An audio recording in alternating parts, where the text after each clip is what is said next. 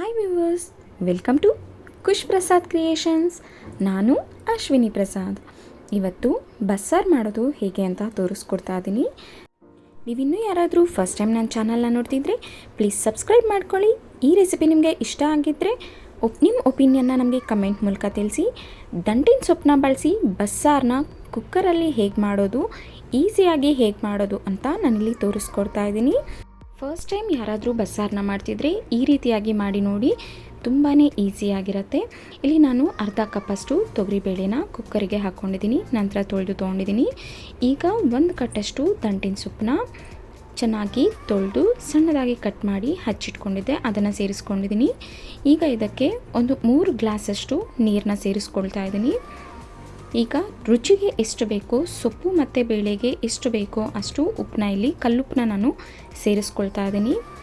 ಈಗ ಇದನ್ನು 2 ವಿಷಲ್ ಬರೋವರೆಗೂ ಕೂಗಿಸ್ಕೊಳ್ಳೋಣ. ಕುಕ್ಕರಲ್ಲಿ ಮಾಡುವಾಗ 1 ವಿಷಲ್ ಸಾಕಾಗತ್ತೆ. 1 ವಿಷಲ್ ಬಂದಾಗ ಗ್ಯಾಸ್ನ ತೆಗೆದಿರಾ ಹಾಗೆ ಬಿಟ್ಬಿಡಿ. ಇಲ್ಲ ಅಂದರೆ ದಿಢೀರಂತ ಆಗಬೇಕು ಅಂದರೆ 2 ವಿಷಲ್ ಕೂಗಿಸ್ಕೊಂಡು ಇಮಿಡಿಯೇಟಾಗಿ ಗ್ಯಾಸ್ನ ತೆಗೆದುಬಿಡಿ. ಇಲ್ಲ ಅಂದರೆ ಬೇಳೆ ನುಣ್ಣಗೆ ಬೆಂದೋಗುತ್ತೆ. ಈಗ ಅದು 2 ವಿಷಲ್ ಬರೋ ಅಷ್ಟೊತ್ತಿಗೆ ನಾವು ಇಲ್ಲಿ ಮಿಕ್ಸಿಗೆ ಹಾಕ್ಕೊಳ್ಳೋದಕ್ಕೆ ಮಸಾಲೆನ ಹುರ್ಕೊಂಡ್ಬಿಡೋಣ. ಈಗ ಒಂದು ಬಾಣಲೆ ಇಟ್ಟು ಅದಕ್ಕೆ ಸ್ವಲ್ಪ ಎಣ್ಣೆ ಹಾಕಿ 1 ಈರುಳ್ಳಿ, ಒಂದು ಗೆಡ್ಡೆಯಷ್ಟು ಬೆಳ್ಳುಳ್ಳಿನ ಸೇರಿಸ್ಕೊಂಡಿದ್ದೀನಿ. ನಂತರ ಇಲ್ಲಿ 1 ಟೊಮೆಟೊ, ದಪ್ಪ ಟೊಮೆಟೊ 1 ಹಾಕ್ಕೊಂಡಿದ್ದೀನಿ. ನೀವು ಹುಳಿ ಟೊಮೆಟೊನೂ ಸಹ ಸೇರಿಸ್ಕೋಬೋದು. ಈಗ ಇದಕ್ಕೆ ಸ್ವಲ್ಪ ಅರಿಶಿನ ಹಾಕ್ಕೊಳ್ತಾ ಇದ್ದೀನಿ. ಈರುಳ್ಳಿ ಮತ್ತು ಬೆಳ್ಳುಳ್ಳಿ ಸ್ವಲ್ಪ ಫ್ರೈ ಆದಮೇಲೆ ಅದಕ್ಕೆ ಸ್ವಲ್ಪ ಟೊಮೆಟೊನ ಹಾಕ್ಕೊಳ್ತಾ ಇದ್ದೀನಿ. ಟೊಮೆಟೊ ಬೇಯೋದಕ್ಕೋಸ್ಕರ ಸ್ವಲ್ಪ ಉಪ್ಪನ್ನು ಸಹ ಸೇರಿಸ್ಕೊಂಡಿದ್ದೀನಿ. ಹುಳಿ ಟೊಮೆಟೊ ಹಾಕಿದಾಗ ಸ್ವಲ್ಪ ಹುಣಸೆಹಣ್ಣು ಪ್ರಮಾಣ ಸ್ವಲ್ಪ ಕಮ್ಮಿ ಮಾಡ್ಕೋಬೇಕಾಗುತ್ತೆ. ನಾನು ಇನ್ನೂ ಹುಣಸೆಹಣ್ಣು ಸೇರಿಸಿಲ್ಲ. ಇಲ್ಲಿ ಆ್ಯಪಲ್ ಟೊಮೆಟೊ ಸೇರಿಸಿದಾಗ ಸ್ವಲ್ಪ ಹುಣಸೆಹಣ್ಣನ್ನು ಕ್ವಾಂಟಿಟಿ ಜಾಸ್ತಿ ಮಾಡ್ಕೊಳ್ಳಿ. ಬಸ್ಸಾರಿಗೆ ಹುಣಸೆಹಣ್ಣು ಸ್ವಲ್ಪ ಹೆಚ್ಚಾಗಿದ್ರೇ ರುಚಿ ತುಂಬಾ ಚೆನ್ನಾಗಿರುತ್ತೆ. ಈಗ ಇದಕ್ಕೆ ಸ್ವಲ್ಪ ಕರಿಬೇವು ಹಾಕ್ಕೊಳ್ತಾ ಇದ್ದೀನಿ. ಬಸ್ಸಾರಿಗೆ ಕರಿಬೇವು, ಜೀರಿಗೆ, ಹುಣಸೆಹಣ್ಣು ಇದ್ರೇ ಬಸ್ಸಾರು ಅಂತ ಹೇಳ್ಬೋದು. ರುಚಿ ತುಂಬ ಚೆನ್ನಾಗಿರುತ್ತೆ. ಈಗ ಇದಕ್ಕೆ ಸ್ವಲ್ಪ ಕೊತ್ತಂಬರಿ ಸೊಪ್ಪನ್ನ ಸೇರಿಸ್ಕೊಂಡಿದ್ದೀನಿ. ಸೊಪ್ಪು ಬದಲಿಗೆ ನಾವು ಬೀನ್ಸ್ನೂ ಸಹ ಯೂಸ್ ಮಾಡ್ಬೋದು. ತೊಗರಿಬೇಳೆ ಬದಲಾಗಿ ಹಲಸಂದಿ ಕಾಳು, ಕಡಲೆಕಾಳನ್ನೂ ಸಹ ಸೇರಿಸ್ಕೋಬೋದು. ನೆನೆಸಿಟ್ಟು ನಂತರ ಇದನ್ನು ಬೇಯಿಸ್ಕೋಬೇಕಾಗತ್ತೆ. ಆಗಲೂ ಅಷ್ಟೇ ಸೇಮ್ ಪ್ರೊಸೀಜರಲ್ಲೇ ಮಾಡಬೇಕು, ತುಂಬಾ ಚೆನ್ನಾಗಿರುತ್ತೆ. ಈಗ ಇದಕ್ಕೆ ನಾನು ಆ್ಯಪಲ್ ಟೊಮೆಟೊ ಹಾಕ್ಕೊಂಡಿರೋದ್ರಿಂದ ಹುಣಸೆಹಣ್ಣನ್ನು ಸ್ವಲ್ಪ ಜಾಸ್ತಿ ಕ್ವಾಂಟಿಟಿಯಲ್ಲೇ ಸೇರಿಸ್ಕೊಳ್ತಾ ಇದ್ದೀನಿ. ನಿಮಗೆ ಈ ರೀತಿಯಾಗಿ ಬೇಯಿಸ್ಕೊಳ್ಳೋದು ಇಷ್ಟ ಆಗಲ್ಲ ಅನ್ನೋದಾದರೆ ನೀವು ನೆನೆಸಿಟ್ಟು ಅದರ ರಸನ ಮಾತ್ರ ಸೇರಿಸ್ಕೋಬೋದು. ಫ್ರೈ ಮಾಡುವಾಗಲೇ ಹಾಕ್ಕೊಂಡ್ರೆ ರುಚಿ ತುಂಬಾ ಚೆನ್ನಾಗಿರುತ್ತೆ, ಡಿಫ್ರೆಂಟಾಗೂ ಸಹ ಇರುತ್ತೆ. ಈಗ ನೋಡಿ 2 ವಿಷಲ್ ಬಂದಾಗಿದೆ. ನಾನು ಇಮಿಡಿಯೇಟಾಗಿ ಗ್ಯಾಸ್ನ ತೆಗೆದುಬಿಟ್ಟೆ. ಈಗ ಇದಕ್ಕೆ ಸ್ವಲ್ಪ ಹಸಿ ತೆಂಗಿನಕಾಯಿನ ಹಾಕ್ಕೊಳ್ತಾ ಇದ್ದೀನಿ. ಹಸಿ ತೆಂಗಿನಕಾಯಿನೂ ಸೇರಿಸ್ಕೊಂಡು 1-2 ನಿಮಿಷ ಫ್ರೈ ಮಾಡ್ಕೊಂಡಿದ್ದೀನಿ. ಈಗ ಇನ್ನೂ ಒಂದು ಪ್ಯಾನ್ ಇಟ್ಟು, ಈಗ ಅದು ರೆಡಿ ಆಗಿದೆ ಮಸಾಲೆ, ಅದನ್ನು ಸೈಡಿಟ್ಟು ತಣ್ಣಗಾಗಲಿಕ್ಕೆ ಇಡೋಣ. ಈಗ ಇನ್ನೊಂದು ಪ್ಯಾನ್ ಇಟ್ಟು ಅದಕ್ಕೆ ಸ್ವಲ್ಪ ಕರಿಮೆಣಸು, ನಂತರ ಇಲ್ಲಿ 1 ಸ್ಪೂನಷ್ಟು ಜೀರಿಗೆನ ಸೇರಿಸ್ಕೊಳ್ತಾ ಇದ್ದೀನಿ. ನಾವಿಲ್ಲಿ ಸಾಂಬಾರು ಪುಡಿ ಬಳಸೋದ್ರಿಂದ ಆಲ್ರೆಡಿ ಅದರಲ್ಲೂ ಜೀರಿಗೆ ಇರುತ್ತೆ, ಅದಕ್ಕೋಸ್ಕರ ಇಲ್ಲಿ 1 ಸ್ಪೂನಷ್ಟು ಜೀರಿಗೆ ಸಾಕಾಗತ್ತೆ. ಸಾಂಬಾರು ಪುಡಿ ಹೇಗೆ ಮಾಡೋದು ಅಂತ ನಾನು ಅಪ್ಕಮಿಂಗ್ ವೀಡಿಯೋಸ್ಗಳಲ್ಲಿ ಅಪ್ಲೋಡ್ ಮಾಡ್ತೀನಿ. ಹೇಗೆ ಮೆಷರ್ಮೆಂಟ್ನ ತೊಗೋಬೇಕಾಗತ್ತೆ ಡೀಟೇಲ್ಡ್ ವೀಡಿಯೋನ ನಾನು ಅಪ್ಲೋಡ್ ಮಾಡ್ತೀನಿ. ಅದರ ನೋಟಿಫಿಕೇಷನ್ಗೋಸ್ಕರ ನೀವು ನಮ್ಮ ಚಾನಲ್ನ ಸಬ್ಸ್ಕ್ರೈಬ್ ಮಾಡ್ಕೊಳ್ಳಿ, ಹಾಗೆ ಬೆಲ್ ಐಕಾನ್ ಪ್ರೆಸ್ ಮಾಡಿ. ಜೀರಿಗೆನ ಸ್ವಲ್ಪ ಸಿಮ್ಮಲ್ಲಿಟ್ಟು ಚೆನ್ನಾಗಿ ಫ್ರೈ ಮಾಡಿ ತಣ್ಣಗಾಗಲಿಕ್ಕೆ ಸೈಡಲ್ಲಿ ಇಟ್ಕೊಳ್ಳೋಣ. ಈಗ ನೋಡಿ ಎಷ್ಟು ಪರ್ಫೆಕ್ಟಾಗಿ ಬೇಳೆ ಬೆಂದಿದೆ ಅಂತ. ಬೇಳೆ ಮತ್ತು ಸೊಪ್ಪು 2 ಈಕ್ವಲ್ ಆಗಿ ಬೆಂದಿರುತ್ತೆ. ಈಗ ಬಸ್ತು ಸೈಡ್ಗೆ ಇಟ್ಕೊಳ್ಳೋಣ.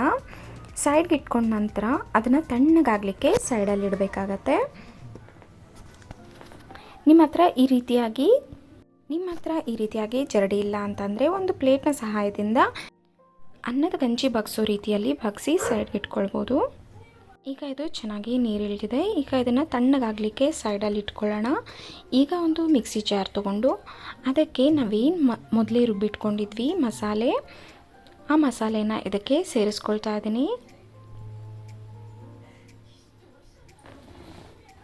ತಣ್ಣಗಾದ್ಮೇಲೆ ಮಿಕ್ಸಿಗೆ ಯಾವಾಗಲೂ ಹಾಕ್ಕೊಳ್ಬೇಕಾಗತ್ತೆ. ಬಿಸಿ ಬಿಸಿ ಹಾಕ್ಕೊಂಡ್ರೆ ರುಚಿ ಹಾಳಾಗೋದ್ರ ಜೊತೆಗೆ ಮಿಕ್ಸಿನೂ ಸಹ ಹಾಳಾಗುತ್ತೆ, ಅಂದರೆ ಜಾರ್ ಕೂಡ ಹಾಳಾಗುತ್ತೆ, ಜಾರಿನ ರಬ್ಬರ್ ಕೂಡ ಹಾಳಾಗುತ್ತೆ.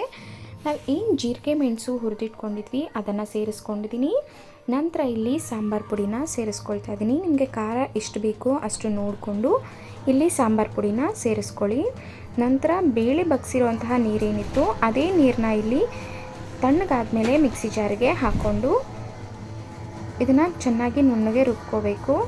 ಒಂದು ಸಲ ನುಣ್ಣಗೆ ತೆಂಗಿನಕಾಯಿ ಎಲ್ಲ ರುಬ್ಬ ಆದ ನಂತರ ಇದಕ್ಕೆ ಸೊಪ್ಪು ಮತ್ತು ಬೇಳೆನ ಸ್ವಲ್ಪ ಸೇರಿಸ್ಕೊಂಡು ನಂತರ ಮತ್ತೆ ಮಿಕ್ಸಿಗೆ ಹಾಕ್ಕೊಂಡು ಸೈಡ್ಗೆ ಇಟ್ಕೊಳ್ಬೇಕು.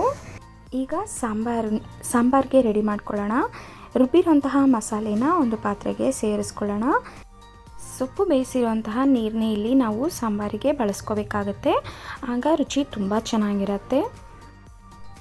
ನೋಡಿ, ಈಗ ಮಿಕ್ಸಿ ಜಾರಿಂದ ಮಸಾಲೆ ಎಲ್ಲ ತೆಗೆದ ನಂತರ ಮಿಕ್ಸಿಗೆ ಮತ್ತು ಸ್ವಲ್ಪ ನೀರನ್ನ ಸೇರಿಸ್ಕೊಂಡು ನಾವು ಬೇಳೆ ಬಸ್ದಿರುವಂತಹ ನೀರನ್ನ ಇಲ್ಲಿ ಸೇರಿಸ್ಕೊಳ್ತಾ ಇದ್ದೀನಿ.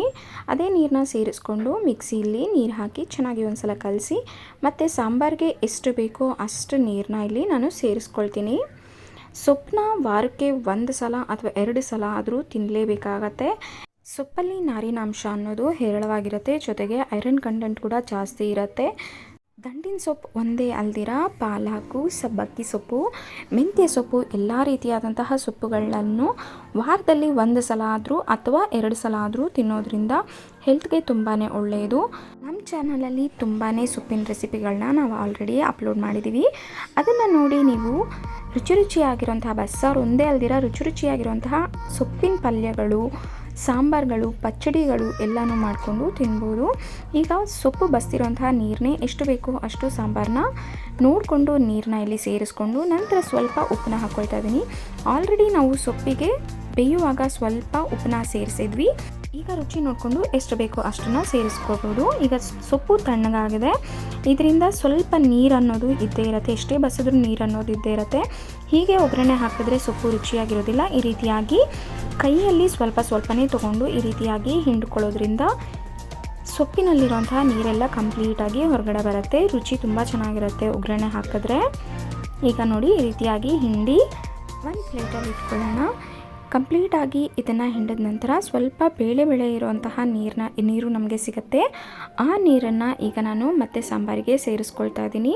ತಿಕ್ಕಾಗಿರುತ್ತೆ ಆ ಒಂದು ನೀರು ಏನಿರುತ್ತೆ, ನಾವು ಸೊಪ್ಪನ್ನ ಹಿಂಡಿ ತೆಗೆದಿರೋವಂಥ ನೀರು ತುಂಬಾ ತಿಕ್ಕಾಗಿರುತ್ತೆ, ರುಚಿ ತುಂಬ ಚೆನ್ನಾಗಿರುತ್ತೆ ಸಾಂಬಾರಿಗೆ ಸೇರಿಸಿದಾಗ.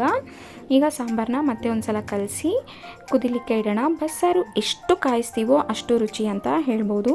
ಈಗ ಸೊಪ್ಪನ್ನ ಒಗ್ಗರಣೆಗೆ ಹಾಕ್ಕೊಳ್ಳೋಣ. ಈಗ ಒಂದು ಬಾಣಲೆ ಇಟ್ಟು ಅದಕ್ಕೆ ಸ್ವಲ್ಪ ಸಾಸಿವೆನ ಹಾಕ್ಕೊಳ್ತಾ ಇದ್ದೀನಿ. ನಂತರ ಇಲ್ಲಿ ಕರಿಬೇವು ಸ್ವಲ್ಪ. ನೀವಿನ್ನೂ ಯಾರಾದರೂ ಫಸ್ಟ್ ಟೈಮ್ ನನ್ನ ಚಾನಲ್ನ ನೋಡ್ತಿದ್ರೆ ಪ್ಲೀಸ್ ಸಬ್ಸ್ಕ್ರೈಬ್ ಮಾಡ್ಕೊಳ್ಳಿ, ಬೆಲ್ ಐಕಾನ್ ಪ್ರೆಸ್ ಮಾಡಿ. Thank you for the all subscribers. ನಿಮ್ಮ ಒಪಿನಿಯನ್ ನಮಗೆ ಕಮೆಂಟ್ ಮೂಲಕ ತಿಳಿಸಿ. ಈಗ ಇದಕ್ಕೆ ಸ್ವಲ್ಪ ಜಜ್ಜಿರುವಂತಹ ಬೆಳ್ಳುಳ್ಳಿನ ಸೇರಿಸ್ಕೊಳ್ತಾ ಇದ್ದೀನಿ. ಬೆಳ್ಳುಳ್ಳಿನ ಸ್ವಲ್ಪ ಜಾಸ್ತಿ ಪ್ರಮಾಣದಲ್ಲೇ ಹಾಕ್ಕೊಳ್ಳಿ, ರುಚಿ ತುಂಬ ಚೆನ್ನಾಗಿರುತ್ತೆ. ಈಗ ಸ್ವಲ್ಪ ಹಸಿಮೆಣಸಿನ್ಕಾಯಿ, ನಂತರ ಇದಕ್ಕೆ 2 ದೊಡ್ಡ ಸೈಜ್ ಈರುಳ್ಳಿನ ನಾನಿಲ್ಲಿ ಸೇರಿಸ್ಕೊಳ್ತಾ ಇದ್ದೀನಿ. ಸೊಪ್ಪಿನ ಪಲ್ಯಕ್ಕೆ ಈರುಳ್ಳಿ ಜಾಸ್ತಿ ಇದ್ದಾಗ ರುಚಿ ಡಬಲ್ ಆಗುತ್ತೆ. ಸೊ ಇದಕ್ಕೆ ಸ್ವಲ್ಪ ಜಾಸ್ತಿನೇ ಈರುಳ್ಳಿನ ಸೇರಿಸ್ಕೊಳ್ಬೇಕು. ಇಲ್ಲಿ ದೊಡ್ಡ ಸೈಜಿಂದು 2 ಈರುಳ್ಳಿನ ಸೇರಿಸ್ಕೊಂಡಿದ್ದೀನಿ. ಈರುಳ್ಳಿಗೆ ಎಷ್ಟು ಬೇಕೋ ಅಷ್ಟು ಪುಡಿ ಉಪ್ಪನ್ನು ಇಲ್ಲಿ ನಾನು ಸೇರಿಸ್ಕೊಂಡಿದ್ದೀನಿ. ಈರುಳ್ಳಿ ಚೆನ್ನಾಗಿ ಗೋಲ್ಡನ್ ಕಲರ್ ಬರೋವರೆಗೂ ಫ್ರೈ ಆದಮೇಲೆ ನಾನೇನು ಸೊಪ್ಪನ್ನ ತೊಗೊಂಡಿದ್ದೆ ಬೇಯಿಸಿ, ಆ ಸೊಪ್ಪನ್ನ ಇಲ್ಲಿ ನಾನು ಸೇರಿಸ್ಕೊಳ್ತಾ ಇದ್ದೀನಿ. ಸೊಪ್ಪಿನಲ್ಲಿರುವಂತಹ ನೀರಿನಾಂಶ ಸ್ವಲ್ಪ ಕಮ್ಮಿ ಆಗಬೇಕು, ಅಲ್ಲಿವರೆಗೂ ಸೊಪ್ಪನ್ನ ಚೆನ್ನಾಗಿ ಫ್ರೈ ಮಾಡ್ಕೊಳ್ಳೋಣ. ತುಂಬ ಕಲಸಕ್ಕೆ ಹೋಗಬಾರ್ದು, ಏಕೆಂದರೆ ತುಂಬ ಕಲಸಿದ್ರೆ ನುಣ್ಣಗಾಗ್ಬಿಡತ್ತೆ ಬೇಳೆ ಅನ್ನೋದು. ಮೀಡಿಯಮ್ ಆಗಿ ನೋಡಿಕೊಂಡು ಕಲಿಸ್ಕೋಬೇಕು. ಈಗ ಇದಕ್ಕೆ ತೆಂಗಿನ ತುರಿನ ಸ್ವಲ್ಪ ಸೇರಿಸ್ಕೊಳ್ತಾ ಇದ್ದೀನಿ. ಇದು ನಿಮಗೆ ಆಪ್ಷನಲ್ಲು, ಬೇಕು ಅಂದರೆ ಸೇರಿಸ್ಕೋಬೋದು, ಇಲ್ಲ ಸ್ಕಿಪ್ ಮಾಡ್ಬೋದು. ಬಟ್ ಸೇರಿಸಿದ್ರೆ ರುಚಿ ತುಂಬ ಚೆನ್ನಾಗಿರುತ್ತೆ. ಈಗ ತೆಂಗಿನಕಾಯಲ್ಲಿನೂ ಸ್ವಲ್ಪ ನೀರಿನ ಅಂಶ ಇರೋದ್ರಿಂದ ಸ್ವಲ್ಪ ಅದೆಲ್ಲ ಡ್ರೈ ಆಗೋವರೆಗೂ ಸ್ವಲ್ಪ ಫ್ರೈ ಮಾಡ್ಕೋಬೇಕು. ಈಗ ಪಲ್ಯ ಆಗಿದೆ, ಅದನ್ನು ಸೈಡ್ಗೆ ಇಟ್ಕೊಳ್ಳೋಣ. ಈಗ ಮತ್ತೊಂದು ಬಾಣಲಿನ ಇಟ್ಕೊಂಡು ಅದಕ್ಕೆ ಸ್ವಲ್ಪ ಎಣ್ಣೆ, ಸ್ವಲ್ಪ ಸಾಸಿವೆ, ಸ್ವಲ್ಪ ಬೆಳ್ಳುಳ್ಳಿ ಹಾಕ್ಕೊಳ್ತಾ ಇದ್ದೀನಿ. ಇದಕ್ಕೆ ಜಜ್ಜಿರೋಂತಹ ಬೆಳ್ಳುಳ್ಳಿನ ಸೇರಿಸ್ಕೊಳ್ತಾ ಇದ್ದೀನಿ. ಸ್ವಲ್ಪ ಕರಿಬೇವಿನ ಸೊಪ್ಪು, ನಂತರ ಸ್ವಲ್ಪ ಈರುಳ್ಳಿನ ಹಾಕ್ಕೊಳ್ತಾ ಇದ್ದೀನಿ. ನಿಮ್ಮ ಹತ್ರ ಇದ್ದರೆ ಸ್ವಲ್ಪ ಬ್ಯಾಡಗಿ ಮೆಣಸಿನ್ಕಾಯಿನೂ ಸಹ ಸೇರಿಸ್ಕೊಳ್ಳಿ, ರುಚಿ ತುಂಬ ಚೆನ್ನಾಗಿರುತ್ತೆ. ಈಗ ಇದು ಹಸಿ ವಾಸನೆ ಹೋಗೋವರೆಗೂ ಚೆನ್ನಾಗಿ ಕಲಿಸ್ಕೋಬೇಕು. ಈಗ ಇದು ಚೆನ್ನಾಗಿ ಫ್ರೈ ಆಗಿದೆ. ಈಗ ಸಾಂಬಾರು ಚೆನ್ನಾಗಿ ಒಂದು 5ರಿಂದ 10 ನಿಮಿಷದವರೆಗೂ ಕುದಿಸ್ಕೊಂಡಿದ್ದೆ. ಅದಕ್ಕೆ ಇದನ್ನು ಸೇರಿಸ್ಕೊಳ್ತಾ ಇದ್ದೀನಿ. ಯಾರಾದರೂ ಫಸ್ಟ್ ಟೈಮ್ ಬಸ್ಸಾರು ಮಾಡ್ತಿದ್ರೆ ಈ ರೀತಿಯಾಗಿ ಮಾಡಿ ನೋಡಿ. ದಿಢೀರ್ ಅಂತಲೂ ಆಗುತ್ತೆ ಮತ್ತು ತುಂಬಾ ರುಚಿಯಾಗೂ ಸಹ ಇರುತ್ತೆ. ಈಸಿ ಮೆಥಡ್ನ ನಾನು ಹೇಳ್ಕೊಟ್ಟಿದ್ದೀನಿ. ರುಚಿ ತುಂಬ ಚೆನ್ನಾಗಿರುತ್ತೆ. ನಿಮಗೇನಾದರೂ ಈ ರೆಸಿಪಿ ಇಷ್ಟ ಆಗಿತ್ತು ಅಂದರೆ ನಿಮ್ಮ ಒಪಿನಿಯನ್ನ ನಮಗೆ ಕಮೆಂಟ್ ಮೂಲಕ ತಿಳಿಸಿ. ನಮ್ಮ ಚಾನಲಲ್ಲಿ ವರಮಹಾಲಕ್ಷ್ಮಿ ಹಬ್ಬಕ್ಕೆ ದೇವರಿಗೆ ಹೇಗೆ ಸೀರೆ ಉಡಿಸೋದು ಅನ್ನೋದನ್ನು ಆಲ್ರೆಡಿ ವೀಡಿಯೋಸ್ನ ಅಪ್ಲೋಡ್ ಮಾಡಿದ್ದೀವಿ. ಎಗೇನ್ ಮತ್ತೆ ಅಪ್ಕಮಿಂಗ್ ವೀಡಿಯೋಗಳು ಬರ್ತಾನೆ ಇರುತ್ತೆ, ದೇವರಿಗೆ ಹೇಗೆ ಅಲಂಕಾರ ಮಾಡೋದು ಅಂತ. ಅದರ ನೋಟಿಫಿಕೇಷನ್ಗೋಸ್ಕರ ನಮ್ಮ ಚಾನಲ್ನ ಸಬ್ಸ್ಕ್ರೈಬ್ ಮಾಡ್ಕೊಳ್ಳಿ, ಹಾಗೆ ಬೆಲ್ ಐಕಾನ್ ಪ್ರೆಸ್ ಮಾಡಿ. ಈ ರೆಸಿಪಿ ನಿಮಗೆ ಇಷ್ಟ ಆಗಿದ್ರೆ ನಿಮ್ಮ ಫ್ರೆಂಡ್ಸ್ ಆ್ಯಂಡ್ ಫ್ಯಾಮಿಲಿ ಜೊತೆ ಶೇರ್ ಮಾಡ್ಕೊಳ್ಳಿ. ಹಾಗೆ ಒಂದು ಸಣ್ಣದಾಗಿ ಒಂದು ಲೈಕ್ನ ಮಾಡಿಬಿಡಿ. Thank you for the all subscribers and thank you so much for watching.